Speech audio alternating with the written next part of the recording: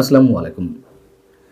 প্রায় ২ বছর পর, বলতে গেলে ২ বছর পর এবার ৭ মার্চ খানিকটা হলেও ভিন্ন আঙ্গিকে উদযাপিত হয়েছে যার, যার অবস্থান থেকে, ব্যক্তিগত জায়গা থেকে। যেখানে যেখানে মুক্তিযুদ্ধের সবকিছু ধুয়ে মুছে ফেলা হচ্ছিল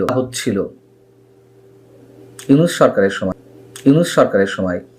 সেখানে বিএনপি সরকার গঠনের পর একটু হলেও মানুষ স্বস্তির নিঃশ্বাস ফেলছে নিঃসন্দেহে এবং এবং জোরে সোরে বঙ্গবন্ধুর কথাও বলা যাচ্ছে, মুক্তিযুদ্ধের কথা বলা যাচ্ছে, সেটাই স্বাভাবিক।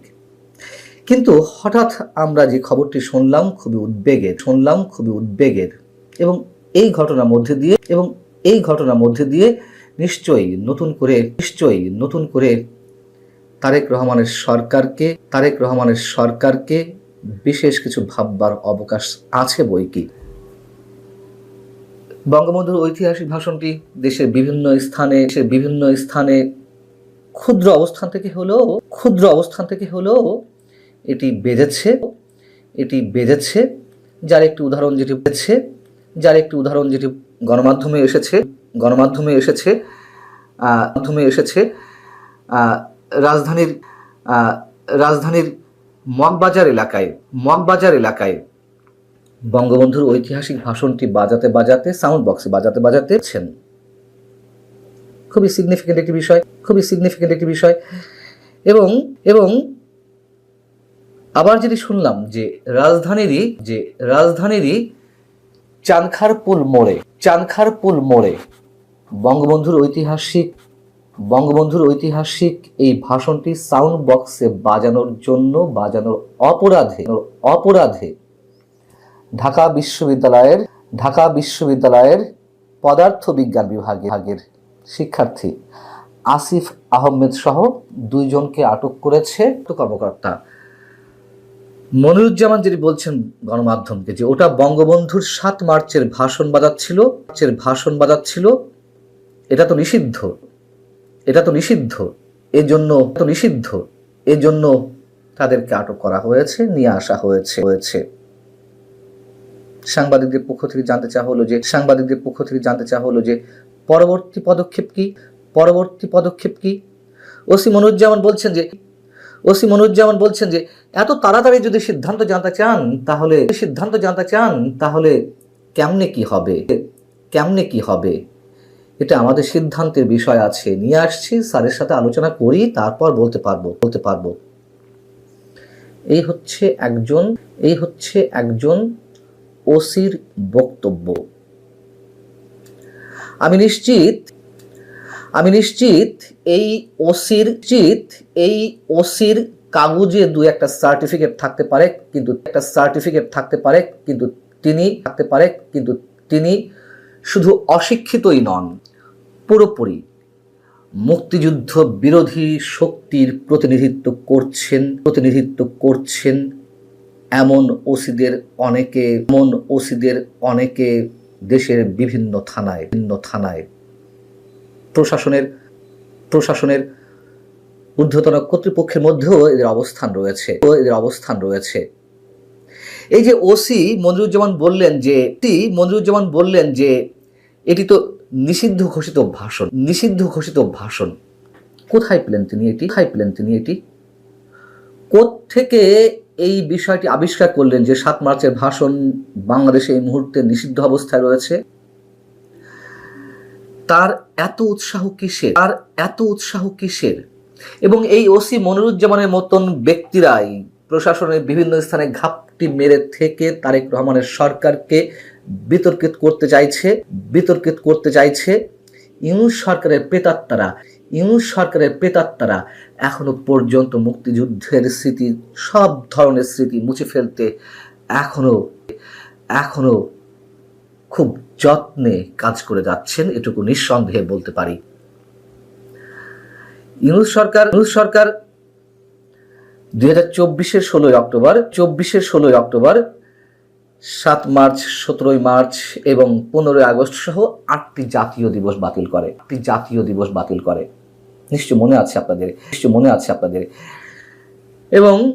এবং শিক্ষার্থীদের পাঠ্যপুস্তকেও 7 মার্চের ঐতিহাসিক ভাষণটি তুলে নিয়ে সেখানে সংযোজন করা হয় জুলাই আন্দোলন সম্পর্কে কোনো প্রবন্ধ বা লেখা। আর 7 মার্চকে কি ইচ্ছে করলেই ইতিহাস থেকে মুছে ফেলা সম্ভব? যেখানে জাতিসংঘের ইউনেস্কো ঐতিহাসিক এই ভাষণটিকে বিশ্ব প্রামাণ্য ঐতিহ্য হিসেবে স্বীকৃতি দিয়েছে। বিশ্বের বিভিন্ন দেশে এখনো বছরের পর বছর ধরে গবেষণা চলছে এই ভাষণটিকে ঘিরে। শুধু 7 মার্চ, 17 মার্চ কিংবা 15 আগস্ট নয়, ইউনূসের মির্জাফর সরকার তো রিসেট বাটনে প্রেস করে পুরো মুক্তিযুদ্ধের ইতিহাসের খোল নলচে পাল্টে দিতে চেয়েছিল। 1.5 বছর ধরে যে সারা দেশে অসংখ্য মুক্তিযুদ্ধের স্মৃতিচিহ্ন ধ্বংস করে ফেলেছে। তারপরেও কি কোনো মানুষের মন থেকে, হৃদয় থেকে 71কে মুছে ফেলা সম্ভব হয়েছে? বঙ্গবন্ধুকে ছোট করা সম্ভব হয়েছে? আবার শুধু ইউনূস সরকারই যে 7 মার্চকে জাতীয় দিবস হিসেবে উদযাপন করার বিষয়টি বাতিল করে দিল তা নয়। বাংলাদেশের বিভিন্ন সামরিক সরকার বিভিন্ন সময় এই ভাষণটিকে নিষিদ্ধ করে রেখেছিল। কি উদ্দেশ্য ছিল?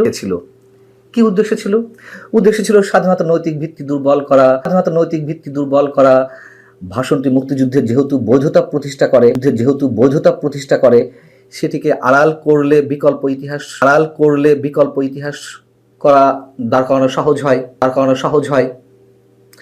বঙ্গবন্ধুর ভূমিকা মুছে ফেলা সহজ হয়। নিজেদের রাজনৈতিক বৈধতা প্রতিষ্ঠার জন্য ইতিহাসের কেন্দ্রীয় চরিত্র থেকে বঙ্গবন্ধুকে সরিয়ে ফেলা সম্ভব হয়। তারা এটি মনে করত মুক্তিযুদ্ধ বিরোধী শক্তির পুনর্বাসন করা সম্ভব। এবং এই ভাষণে যে ধর্মনিরপেক্ষতা, গণতান্ত্রিক এবং জনগণ নির্ভর রাষ্ট্র চিন্তার ভিত্তি তৈরি হয়েছিল, সামরিক শাসনের কাছে এগুলো প্রচন্ড ভয়ের প্রতীক হিসেবে উপস্থিত হয়েছিল। ইউনূস সরকার তো নিশ্চিতভাবে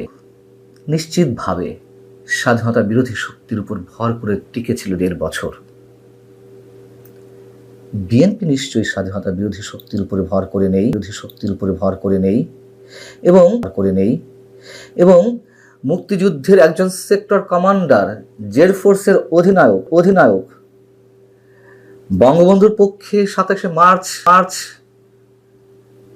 স্বাধীনতার ঘোষণা দেওয়া জেনারেল জিয়াউর রহমান যে দলের প্রতিষ্ঠাতা সেই দল আর যাই হোক